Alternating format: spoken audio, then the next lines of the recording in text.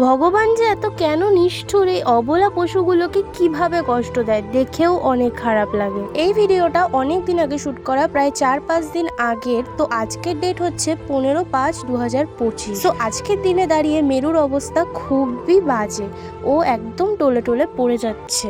আর মানুষ যে এতটা সাংঘাতিক বলেও বোঝানো যাবে না। এই মেরুর অবস্থা এতটাই খারাপ, ও বাড়িতে বাড়িতে ঢুকে পড়ছে, তাই জন্য ওকে মানুষ ধরে মারছে খুব। আর বলো তো কতজনকে ধরে ধরে বোঝাবো যে ও আর বেশি দিন বাঁচবে না, ওকে আর বাঁচাতে পারবো না।